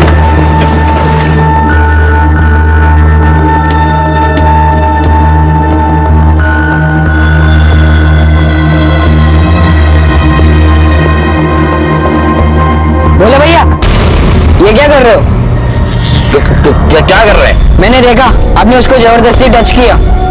अरे तुम क्या फड़फड़ा रहे हो? हनी को भी पता है कि हमसे गलती से टच हुआ है, इसलिए वो कुछ नहीं बोली। पैर छू। मेरे नहीं, हनी के। पैर छू और बोल, आगे से ऐसी गलती नहीं होगी बहन। आगे से ऐसी गलती नहीं हुई बहन। अपनी औकात में रहकर समझा ना, और अपने ये हाथ है ना जेब में रखने की आदत डाल, वरना इतने टुकड़े करूंगी कि सिग्नल पे भीख मांगने लायक भी नहीं रहेगा। चल गाड़ी निकाल।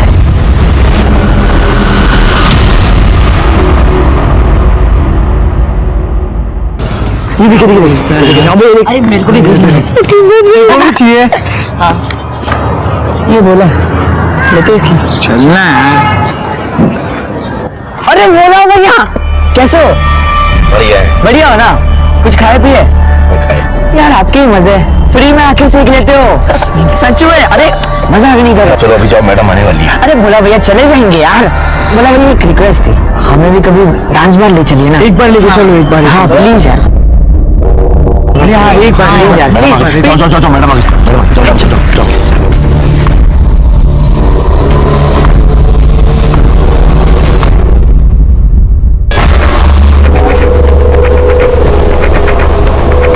दीदी तू जा एंजल को लेके, ध्रुव है मेरे साथ। बाय बेटा।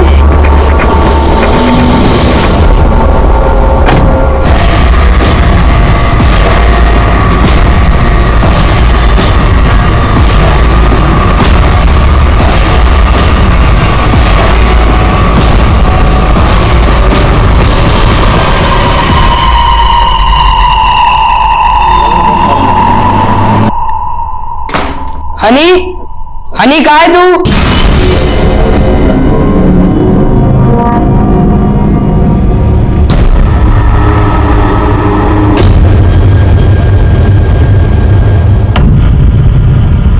बाप रे क्या लड़की है यार। क्या बात है ध्रुव, क्या लड़की है। देख दिखा, सही लड़की है यार। यार ध्रुव इतनी बुआ मस्त मस्त लड़कियां यहाँ आती है और उन्हें बाल डांसर बना देती है। बाल डांसर नहीं, सोशल वर्कर। मेरी बुआ के बारे में ऐसा मत बोला, वो खाली डांस करती है, डांसिंग उनका प्रोफेशन है, इससे ज्यादा कुछ नहीं। देवी है वो, गरीब लड़कियों की मदद करती है ताकि उन्हें काम मिले। हाँ जैसे तू वो हनी के साथ लगा रहता है। मेरे पापा भी सोशल वेलफेयर डिपार्टमेंट में, वो भी गरीबों की हेल्प करते। उनके पास तेरी बुआ की तरह एक ही बिल्डिंग में 2 फ्लैट, एक सिडान और एक एसयूवी नहीं है। अरे अरे अरे तुम बच्चों जैसा क्यों झगड़ रहे हो? ध्रुव पटाखा का फोटो लाया, काम की बात करते हैं। यार ध्रुव हमें बस इस लड़की से एक बार मिला देना यार प्लीज, ओनली फॉर फ्रेंडशिप। हाँ यार प्लीज एक बार मिला दे। अरे यार ध्रुव तू ही हमारा दोस्त है यार, तेरा नाम कौन है यार, प्लीज कुछ तो कर यार प्लीज। हाँ यार प्लीज एक ही बार मिला यार प्लीज यार ध्रुव प्लीज। ये ध्रुव ना हमेशा की तरह लटकी दे देता है यार। पट्टू है साला, फिर से कल्टी ले लेगा। मैंने बोला था ना, ये साला कोई लड़की वड़की नहीं ला सकता। पूरा मूड खराब कर दिया। भाई ऐसा होगा तो मैं घर जा रहा हूँ। हाँ?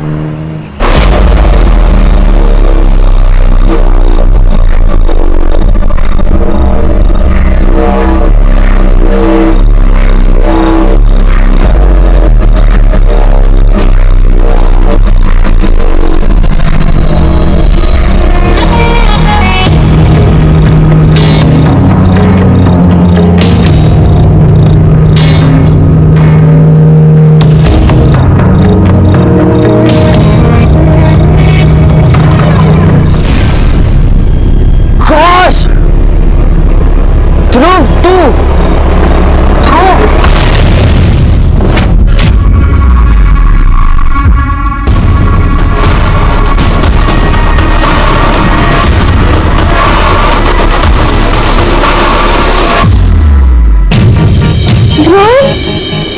तू सॉरी दीदी, इंग्लिश को अभी निकाल। अरे नहीं नहीं नहीं, बहुत अच्छा लग रहा है। वेल वेल, एक चीज की कमी है, मेकअप।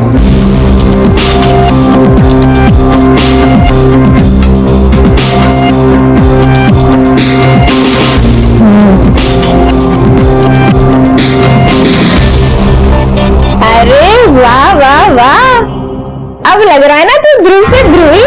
एक नंबर। मैं काम करती हूँ, तेरी एक फोटो भी खींच लेती हूँ।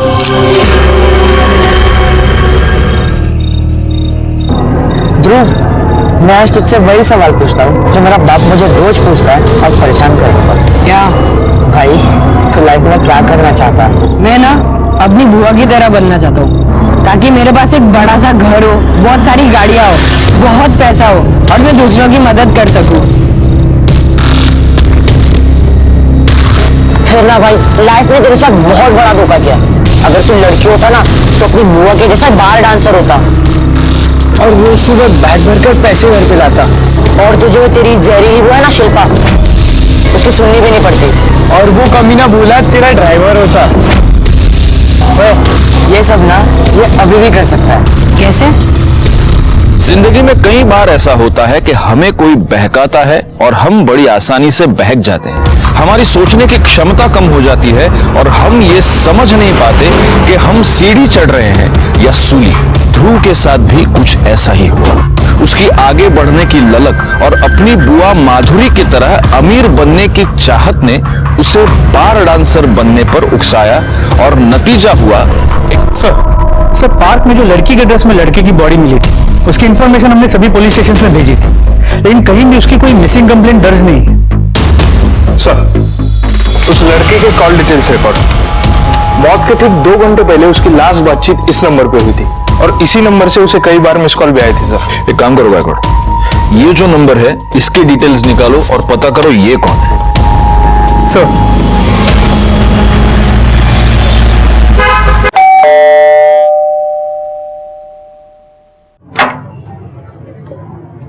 ये अनीशा का घर है। તે મારી છોકરી છે। તમે કોણ? हम मुंबई पुलिस से। पुलिस? क्या हुआ मेरी बेटी को? मेरी बेटी ठीक तो है ना सर? एक मिनट, आप घबराइए मत, हनी को कुछ नहीं हुआ है, लेकिन एक केस के सिलसिले में हमें हनी से बात करनी है। आप बुलाएंगे ना? सब वो तो मुंबई में रहती है। मुंबई? एक बहुत अच्छी महिला है माधुरी सेठी, उसके पास मेरी बेटी रहती है। माधुरी सेठी ने हनी को बहन मानकर गोद लिया है साहब। उसने उसको काम भी दिलवाया है और हमेशा अपने साथ रखती है साहब। इस माधुरी सेठी का एड्रेस और फोन नंबर मिलेगा?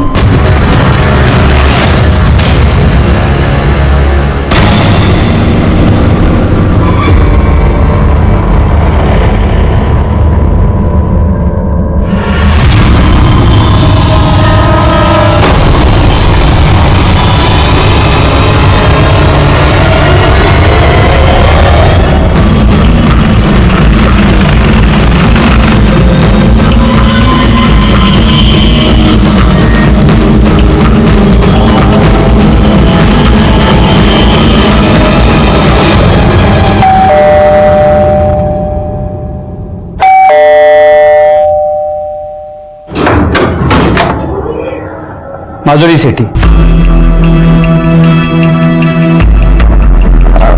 आप में से माधुरी सेठी कौन? मैं हूं साहब। लेकिन आप यहाँ क्यों आए? आपको किसने फोन किया? सब हमको पुलिस की हेल्प कीजिए प्लीज, आप जाइए। 1 मिनट, आप शांत हो जाइए। देखिए, हमें हनी शाह से बात करनी है। हनी से? क्यों? कुछ पूछताछ करनी। किस बारे में सर? एक लड़के के फोन से हनी के फोन पे आखिरी कॉल किया गया था और हमें उस लड़के की डेड बॉडी मिली।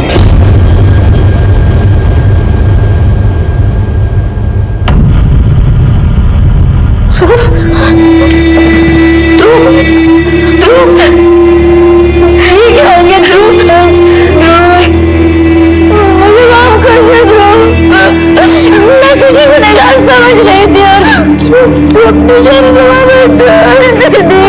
भैया मुझे माफ कर देना भैया, मैं तुम्हारे बेटे का ख्याल नहीं रख पाई, ना तो अच्छी बहन बन पाई ना अच्छी बुआ।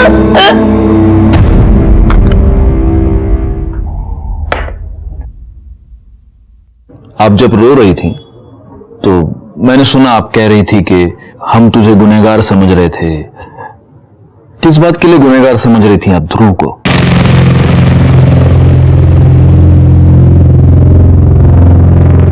देखिए, आप हमसे कुछ भी मत छुपाइए, क्योंकि अगर आप हमें नहीं बताएंगी तो हम ध्रुव के कातिल को कभी पकड़ नहीं पाएंगे।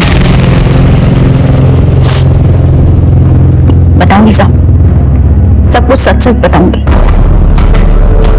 मैं नहीं डरती किडनैपर विडनैपर से, और वैसे भी भगवान का आशीर्वाद रहा ना तो मेरी बेटी जरूर मिलेगी, सही सलामत मिलेगी मुझे। एक मिनट, कौन किडनैपर? अब किस किडनैपिंग की बात कर रही है? किसकी किडनैपिंग हुई है? मेरी बेटी का साहब, एंजल का। पहले हम लोगों को लगता था कि ध्रुव ने किडनैप किया है उसे, लेकिन नहीं साहब, अभी उसकी डेड बॉडी देखने के बाद कंफर्म हो गया कि हम सब लोग ऐसे ही सोच रहे थे। ध्रुव ऐसा कर ही नहीं सकता था, ना तो उसने किया है साहब। आपकी बेटी की किडनैपिंग हुई कब हुई? 2 दिन पहले साहब, ध्रुव के गायब होने के 1-2 घंटे पहले। तो आपने हमें इन्फॉर्म क्यों नहीं किया? मैंने सोचा था साहब कि मैं पुलिस कंप्लेन करूं, लेकिन आपको नहीं मालूम साहब, हमारा ये बार और डांसर लोगों की जो लाइन है ना, बाहर से जितनी ग्लैमरस पैसा सब दिखता है ना सब वैसा है नहीं, सारी बहुत गंदी है। हेलो मनसुख सेठ। अरे मैंने बोला था ना वीकेंड पे तो मिलने वाले, फिर अभी वीकडेज में क्यों फोन किया? ऐसा चाहिए क्या? अरे नहीं बाबा, मेरी बेटी गायब हो गई है, सब जगह ढूंढ लिया, यहाँ वो कहीं भी पता नहीं चला। मैं सोच रही पुलिस कंप्लेन कर दूं। अरे मरवाओगी क्या? गांधी थी जो? अरे तो पुलिस में कंप्लेन करेगी, पुलिस तेरे घर पे आएगी, फिर पूछताछ करेगी कि घर किसका है, फिर तू बोलेगी ये घर मेरा, तो फिर पुलिस मेरे घर पे आएगी, मेरी पूछताछ करेगी, फिर बीवी को ये पता चलेगा कि मैंने एक बार डांसर को रखेल बना के रखा है। अरे तू समझती क्यों न थी? मेरी बदनामी होगी, सर्कल में बदनाम हो जाऊंगा, घर पे बदनामी होगी। एक काम करो, फिरोज के लिए फोन आने दो, वो जितने पैसे मांगेंगे ना उनके मुंह पे मार देंगे और एंजल को छुड़वा लेंगे, ठीक है? बस इसलिए मैंने पुलिस कंप्लेन करने का प्लान ड्रॉप कर दिया साहब। आपकी बेटी क्यों?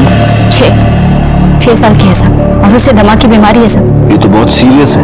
हाँ साहब, लेकिन अभी वो ठीक है, ऐसा किडनैपर ने बोला। मतलब आपको किडनैपर का रैंसम कॉल आया था? आया था साहब, 2 बार आया था। पहला कॉल तब आया था जब ध्रुव हमारे साथ था। बुआ अब परेशान मत हो, सब ठीक हो जाएगा। क्या ठीक हो जाएगा? हेलो, तुम्हारी बेटी हमारे पास है, 10 लाख तैयार रखना। Hello, hello.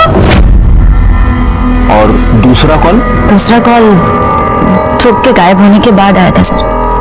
हम लोगों को लगा कि ध्रुव ने ये सब किया, किडनैपिंग करवाई, क्योंकि दूसरा कॉल थोड़ा अटपटा था साहब।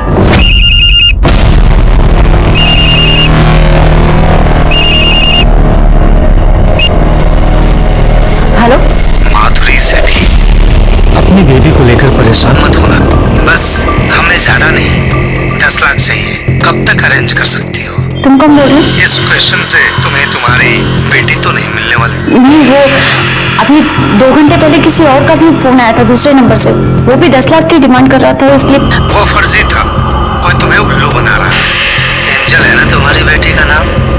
हाँ, देखो उसको ना अस्थमा है, वो पंप के बिना। डोंट वरी, हम उसका वो इनहेलर ले लेंगे। बस तुम 10 लाख की जल्दी से जल्दी अरेंजमेंट कर लो। आप अपनी बेटी की फोटो यहाँ दे दीजिए और वो दोनों नंबर्स भी दीजिए जहां से आपको फिरौती के लिए कॉल आया है। हम जल्दी से जल्दी आपकी बेटी को ढूंढ लेंगे। अच्छा एक बात बताइए, ये सब लोग? साहब ये मेरी बड़ी बहन है शिल्पा, उसके हस्बैंड, और ये हनी मेरे साथ काम करती है। इनके अलावा आपके घर में और कौन? कोई नहीं है साहब, माँ बाप बहुत पहले मर चुके। एक बड़ा भाई था, नागपुर में रहता था, तो उसका भी कार एक्सीडेंट में उसकी बीवी के साथ। ध्रुव उनका ही बेटा था साहब, जो हमारे साथ रहता था। और आपके हस्बैंड? मेरी शादी नहीं हुई साहब। सॉरी, एंजल के फादर? वो मैं कंफर्म नहीं बता सकती साहब, उस टाइम पे। आप प्लीज अपना फोन मुझे देंगे? डरिए नहीं, हम सिर्फ आपके फोन में एक ऐप फिट करेंगे।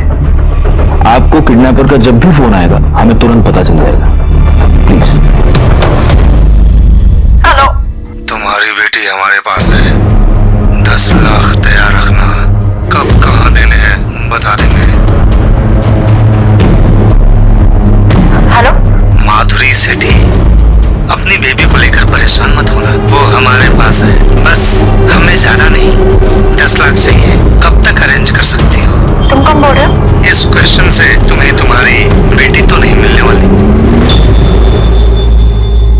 गायकवाड़, ये दोनों फोन कॉल्स अलग अलग लोगों ने किए हैं। जी सर, दोनों की आवाजें अलग हैं और बात करने का तरीका भी अलग है। सर एक ये हो सकता है कि इस किडनैपिंग का मास्टरमाइंड ध्रुव हो, और ध्रुव के मर्डर के बाद किडनैपर्स में फूट पड़ गई और अब अलग अलग फोन कर रहे हैं।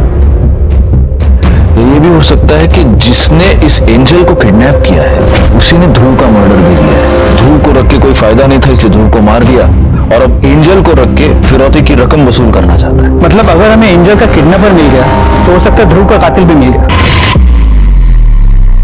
पता नहीं साहब, अचानक से ये सब क्या हो गया। मेरा ध्रुव दुनिया छोड़कर चले गए। मेरी बेटी का कुछ पता नहीं चल रहा, कुछ समझ में नहीं आ रहा साहब। मेरी बेटी को ढूंढ दीजिए, पता नहीं कहाँ होगी, कैसी होगी।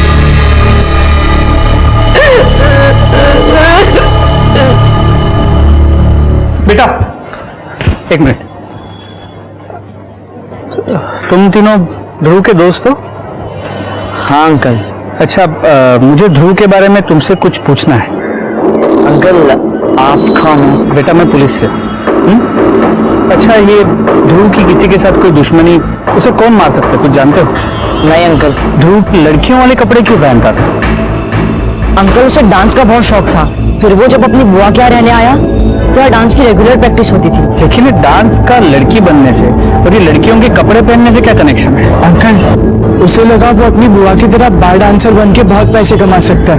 तो फिर वो कपड़े किसके हैं जो वो पहनता है, उसकी बुआ के?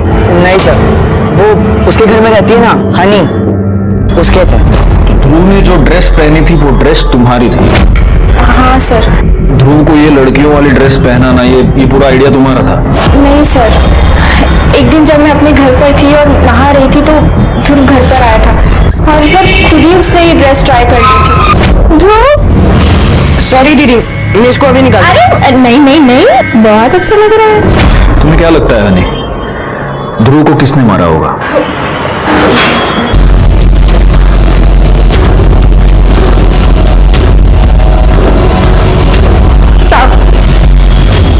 ध्रुव को जाना था, चले गया। अब प्लीज मेरी बेटी को ढूंढिए ना। देखिए मैडम, ध्रुव के मर्डर में और आपकी बेटी की किडनैपिंग में कोई कनेक्शन है।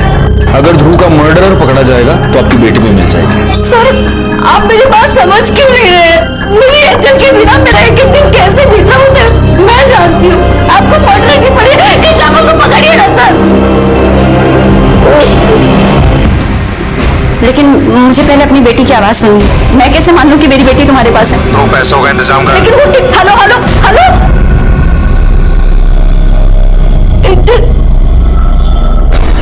तबीयत ठीक है, जैसे ही बोलेगी फोन करता हूँ। 2 पैसों का इंतजाम कर। सर ये आवाज उस किडनैपर की लग रही है जिसका कॉल सबसे पहले आया। मतलब ध्रुव गायब होने से पहले। और वो जो दूसरा कॉल था उसने दोबारा कभी फोन नहीं किया? नहीं। Something is wrong Gaikwad. मुझे लगता है कि रियल किडनैपर एक ही है जिसके पास ये एंजल है। मुझे बताओ, इसका पहला फोन कॉल कैसे आया था? तो उसने पहला कॉल पब्लिक फोन बुथ से किया था। अच्छा, और वो जो दूसरा कॉलर था उसने दोबारा कभी फोन नहीं किया? तो दूसरे किडनैपर ने अपना कॉल इंटरनेट कॉलिंग के थ्रू किया था, लेकिन उसका आईपी एड्रेस हम अब तक ट्रेस नहीं कर पाए। ये जो पब्लिक फोन बूथ है इसके आसपास के सारे सीसीटीवी कैमरे की फुटेज चेक करो। सर वहाँ आसपास कोई भी सीसीटीवी कैमरा नहीं मिला, और एंजल और ध्रुव की फोटो भी हमने आसपास लोगों को दिखाई, लेकिन किसी ने भी उन्हें पहचाना नहीं। एज ए पुलिस ऑफिसर ये केस मेरे लिए टेस्ट था। एक छोटी बच्ची एंजल की जान खतरे में थी, उसे किडनैपर से छुड़वाना मुझे प्रायोरिटी लग रही थी, लेकिन तभी ध्रुव मर्डर केस में हमारे सामने कोई लीड आ जाती और हमारा ध्यान उधर बढ़ जाता। आखिरकार हमने ये सोच समझकर डिसाइड किया कि हम एंजल को छुड़वाने पर ही पूरी तरह से कंसंट्रेट करेंगे, और तभी हमारे सामने एक ऐसी लीड आई जिसकी वजह से हमें थोड़ी बहुत मदद मिली। मैडम कहिए, मुझे बड़े इंस्पेक्टर साहब से बात करनी है। बोलिए।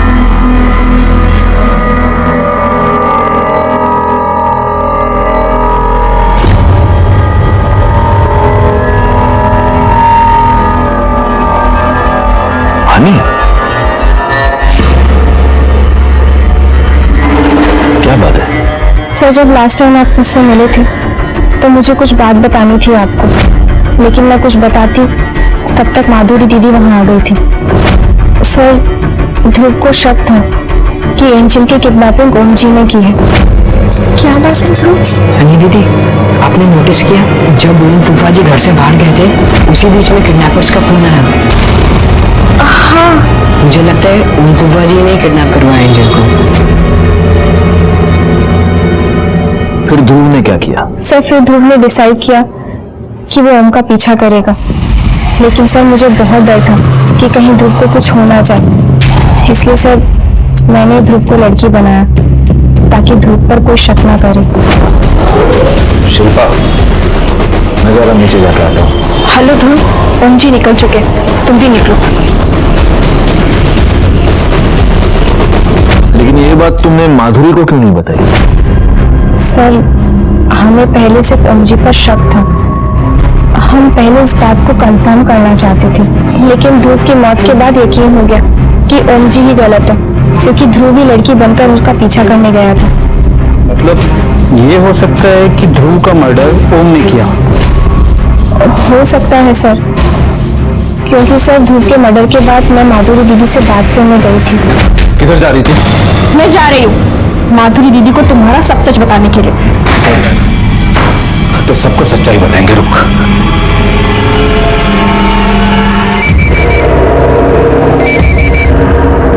हेलो। हाँ माता जी, जय श्री कृष्ण। हनी से बात करिए। ले बात कर, बात कर।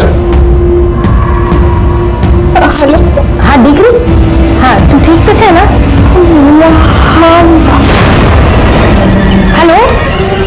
देख, तेरी माँ ये समझती है कि तू यहाँ पार्ट टाइम नौकरी करके पढ़ाई कर रही है, और अगर तू ये चाहती है कि तेरी माँ इसी झूठ के साथ खुश रहे तो कुछ सच्चाई छुपाना भी सीख ले, नहीं तो तेरी सच्चाई अगर उसके सामने आ गई ना तो सोच ले, बेचारी जीते जी मर जाएगी। सर इसलिए इतने दिन मैं चुप रही, लेकिन सर अब मुझसे बर्दाश्त नहीं हो रहा। सर तुम लोग उसले सर उचलून फायदा क्या है गायकवाड़? हमारे पास प्रूफ क्या है? हमारे पास क्या प्रूफ है कि ओम ने ध्रुव को मारा है, या ओम ने ही एंजल को किडनैप किया है, या फिर ऐसी कोई डिमांड की? अगर उठा भी लेंगे तो कोर्ट में मुकर जाएगा, छूट जाएगा। उसको रेड हैंडेड पकड़ना पड़ेगा।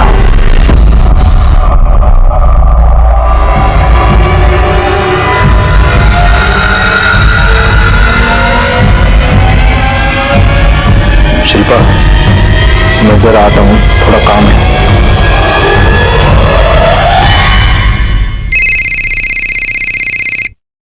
हेलो। हाँ सर, ओम जी अभी बाहर निकले। Okay, thank you.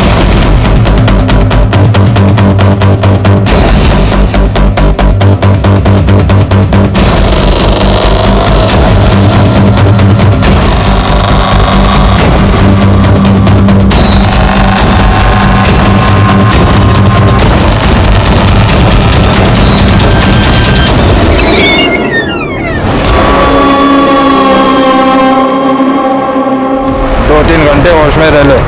एक बार तेरी माँ तुझे देख ले, मुझे मेरे पैसे एंजल, एंजल, बैकवर्ड, लड़की क्रिटिकल है, तुरंत लेके जाओ हॉस्पिटल। चलो चल चल चल।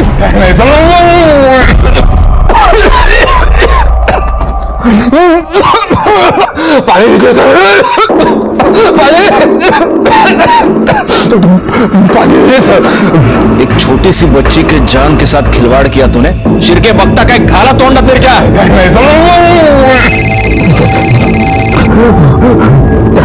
दबे सर, एंजल अब ठीक है। ठीक है, अब ये बता तूने ध्रुव को क्यों मारा?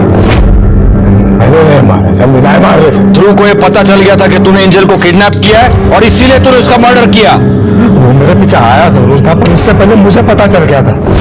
जब मैंने ध्रुव को पहचान लिया तो मैंने उसे घुमा कर चकमा दे दिया। उसके बाद से मैंने भी उसे नहीं देखा था। तो तू ये कहना चाहता है कि जिस दिन मर्डर हुआ उस दिन 5:30 बजे तू उस पार्क में नहीं था? नहीं था सर, मैं तो वो एंजल के लिए वो दवाई लेने गया था। और आप चाहे तो मेडिकल वाले से पूछ लीजिए सर। देखो, लड़की की किडनैपिंग के जुर्म में तो तू यहां पर सड़ेगा ही। अब बस देखना यह है कि मर्डर के जुर्म में तू फांसी पर चढ़ता है या नहीं। मेरी गट फीलिंग ये कहती है कि ध्रुव का मर्डरर कोई बाहर का आदमी नहीं है, इन्हीं में से कोई एक है जो उसका मर्डरर है। इस ओम के लिए बैग को चेक कर ली, ये सच कह रहा है।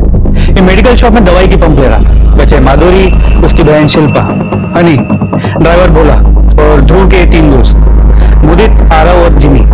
पर हमारी पूछताछ में अब तक ये पता चला है कि ये शिल्पा ध्रुव से सबसे ज्यादा नफरत करती थी। बुलाओ इसे।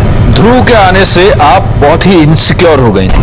आपको ऐसा लगने लगा कि माधुरी की लाइफ में आपकी इंपॉर्टेंस कम हो जाएगी। अगर ध्रुव माधुरी के घर में टिक गया तो हो सकता है कि कल को माधुरी आपको घर से बाहर निकाले। अगर ऐसा हुआ, आपकी कमाई का एकमात्र जरिया बंद हो जाए और इसीलिए आपने ध्रुव का मर्डर किया।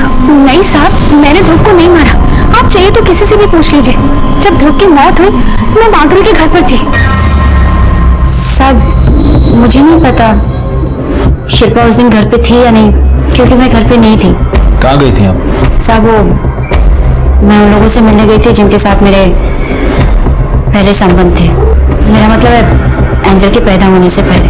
पता नहीं मुझे ऐसे क्यों लग रहा था कि उनमें से किसी ने बेटी को पाने की लालच में उसे किडनैप तो नहीं कर लिया। ठीक है, उन सारे लोगों के नंबर्स और नाम हमें चाहिए।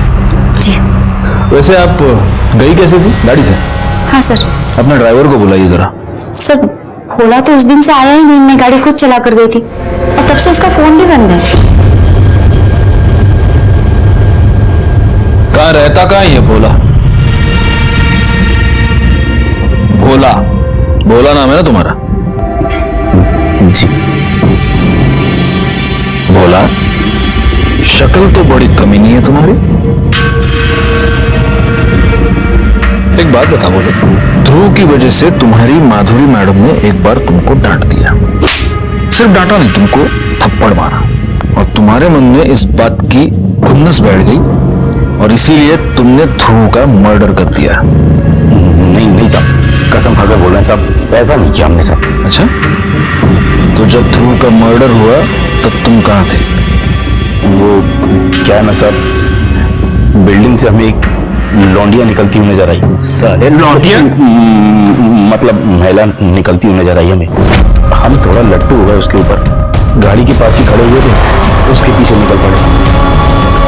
हमारी बीवी का फोन आया कि उसे अस्पताल ले जा रहे हैं, तो हम वहाँ से वापस लौट गए, सीधा सोसाइटी गए, वहाँ गार्ड को चाबी दी और फिर सीधा अस्पताल चले गए। 3 दिनों तक अस्पताल में थे साहब। आप चाहें तो किसी से भी पूछ लीजिए। फोन क्यों स्विच ऑफ था? वो क्या है ना कि माधुरी मैडम हमें वक्त बे वक्त फोन करके ड्यूटी पर बुलाती थी और ऐसी स्थिति में हम अपनी बीवी को छोड़कर कहीं जा नहीं सकते थे, इसलिए मोबाइल स्विच ऑफ किया था। कसम खाते हैं साहब। सर, वो ड्राइवर भोला सच कह रहा है। उसने वाकई उस दिन चाबी वॉचमैन को दी थी और उसकी बीवी भी प्रेग्नेंट थी, उसे बेटी हुई। और माधुरी और शिल्पा? शिल्पा के मोबाइल रिकॉर्ड के मुताबिक वो घर पे ही थी और माधुरी भी सच कह रही, वो अपने पुराने क्लाइंट्स को मिलने गई थी। अगर सभी क्लीन है तो फिर कल्प्रिट कौन है गायकवाड़? हनी? गायकवाड़ कहीं ऐसा तो नहीं कि ये हनी हमारे साथ गेम खेल रही है? खुद को बचाने के लिए उसने बड़ी चालाकी से हमारा ध्यान उस ओम की तरफ डाइवर्ट कर दिया। एक काम करो, हनी को पुलिस स्टेशन पर बुलाओ। सर ध्रुव मेरे छोटे भाई जैसा था, भला मैं उसे क्यों मारूंगी? जिस शाम को ध्रुव ओम का पीछा कर रहा था, जिस शाम को ध्रुव का मर्डर हुआ, उस शाम को तुम कहां थे? सर मैं अपने घर थी। ध्रुव तू चिंता मत कर, हो सकता है तुझे ओम जी पर ऐसे शक हुआ हो, ओम जी ने नहीं किडनैपिंग की हो एंजल की। सारा सच पता चल जाता, लेकिन पता नहीं वो कैसे मेरी नजरों से हट गए। यानी जब ओम ने ध्रुव को चकमा दिया था, उसके बाद ध्रुव तुमसे मिलने आया था? हाँ सर। फिर क्या हुआ? दीदी मेरा सर बहुत दुख रहा है, मेरे लिए एक गिलास पानी लाना। हाँ। और सुनो, फोन देकर जाओ।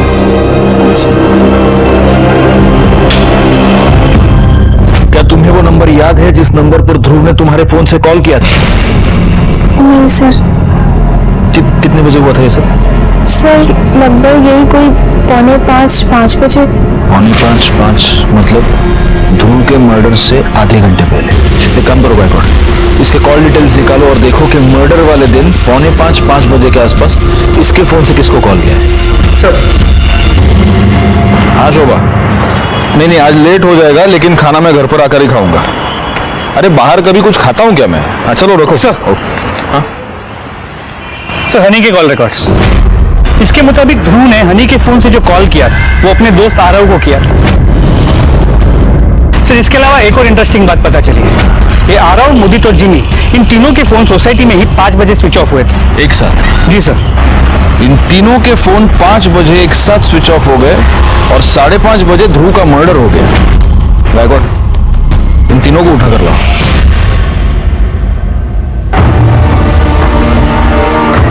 मुझे बचपन में एक बात पता चली थी, जब मिर्ची पेट के अंदर जाती है तो पेट से सारा सच बाहर निकलता है। इसलिए तुम तीनों के लिए हम लाए हैं ये फ्रेश हरी मिर्चियां। चलो लो खाओ। चलो लो उठाओ खाओ। तुम तीनों को ही खत्म करनी है सारी मिर्च। सर इसने मारा था सर।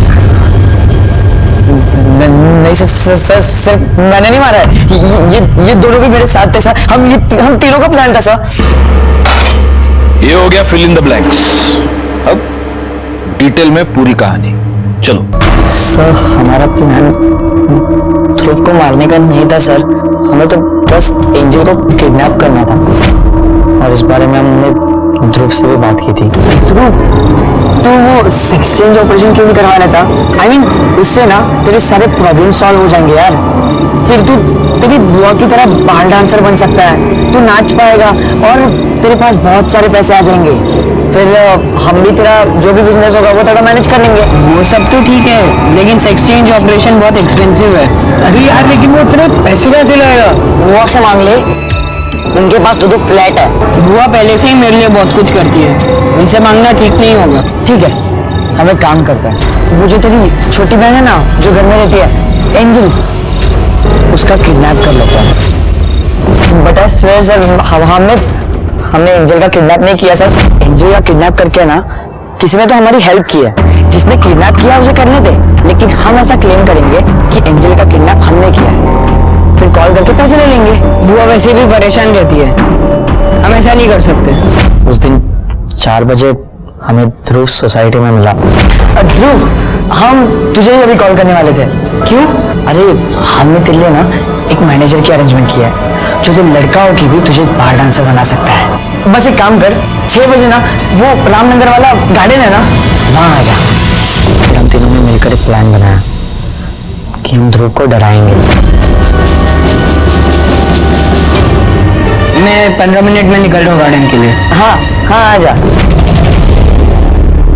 वो आदमी किधर है जो मुझसे मिलने आने वाला था और मुझे डांस बार में काम दिलाने वाला था? हाँ वो भी आ ही जाएगा। बोल, हम जैसा बोलेंगे वैसा करेगा या नहीं? ये चाकू नीचे रखा, देख देख, कुछ गलत होगा ना मैं नहीं करूंगा। कुछ गलत नहीं है, बस तुझे ना तेरी बुआ से एंजल की किडनैपिंग के पैसे लेने हैं। गलत काम ये नहीं करने वाला मैं। हम तुझे तेरा हिस्सा दे देंगे। अरे तेरे पास अपने खुद के पैसे होंगे जिससे तो अपना सेक्स चेंज का ऑपरेशन करा सकता है। मेरे को कोई ऑपरेशन नहीं कराना है। अबे तुझे नहीं करना ना, मत कर। हमें पैसे कमाना है, बहुत सारी चीजें मंगाई है ऑनलाइन, हमें सब खरीदनी भी है, इसलिए चुपचाप अपना मुंह बंद रखना, समझा? ए पागल है क्या? मैं तुम लोग से बात नहीं कर रहा, ये गलत है। मतलब एक जुर्म करने के बाद भी, एक मर्डर करने के बाद भी तुम तीनों को चैन नहीं मिला। तुमने माधुरी को रैंसम कॉल किया। हमें ज्यादा नहीं, बस 10 लाख चाहिए। आरव, मुदित और जिमी पर जुवेनाइल कोर्ट में मुकदमा चलाया गया और सजा के तौर पर उन्हें जुवेनाइल होम भेज दिया गया। ये चारों बच्चे कुछ ज्यादा पाने की लालच में अपने जिंदगी के सबसे अच्छे दिन गंवा बैठे और बेचारा ध्रुव तो अपनी जान से हाथ धो बैठा। कि युवा हमारे देश की शक्ति है, ये हम पर निर्भर करता है कि हम उस शक्ति को सही दिशा दें। मैं इंस्पेक्टर राजेश यादव आपसे विदा लेता हूं। दोबारा मिलूंगा, तब तक सतर्क रहिए और देखते रहिए क्राइम पेट्रोल दस्तक, क्योंकि मकसद बताना नहीं, बचाना है। जय हिंद। इस तरह के और भी एपिसोड देखने के लिए हमारे चैनल को सब्सक्राइब करें और बेल आइकन दबाना